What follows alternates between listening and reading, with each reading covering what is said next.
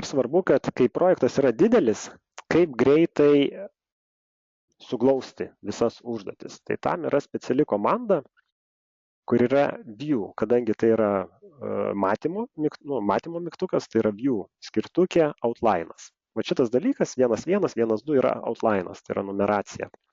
Ir aš galiu pasakyti, kad rodyti, pavyzdžiui, tik tai pirmą lygį, antrą arba trečią. Tai vat, pirmas lygis. Jis automatiškai visą projektą į pirmą lygį paverčia. Tada reiškia, jeigu aš noriu antrą lygį, jisai įskleidžia viską iki antro lygio. Ir jeigu būtų dar trečias kažkur lygis, tai galėčiau sakyti trečias lygis ir panašiai. Paprastai, jeigu projektas yra gerai suplanuotas, turėsime 3 lygius. Pirmą, antrą ir trečią. Į ketvirtą lygį faktiškai labai retai kada pateksime. Nes užduočių tada turėtų būti kažkur tai apie 600-700, kad jau reikėtų mums naudoti 4 lygius. Paprastai iki 500 užduočių užtenka 3 lygių.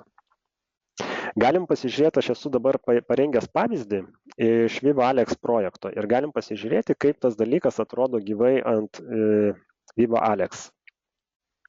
Aš paimsiu, atidarysiu. Ir vat matote, reiškia, dabar aš išskleisiu, kad rodytų visas all subtask. Tai yra, kad visi lygiai. Ir matot, projektas yra pakankamai nemažas. Jo?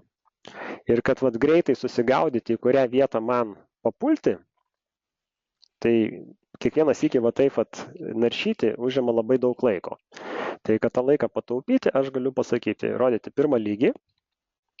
Aš matau projektą, reiškia, ir dar pasakyti, kad entire project, kad visas tilptų į mano matomą ekraną. Greitai susirandu, kokiai šakai tas darbas priklauso.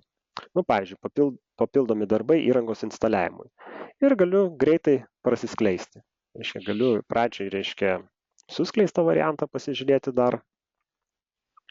Va, ir man, sakysim, reikia elektros darbus. Ir aš įsiskleidžiu elektros darbus tik tai. Kiek vat yra su elektra susiję darbai.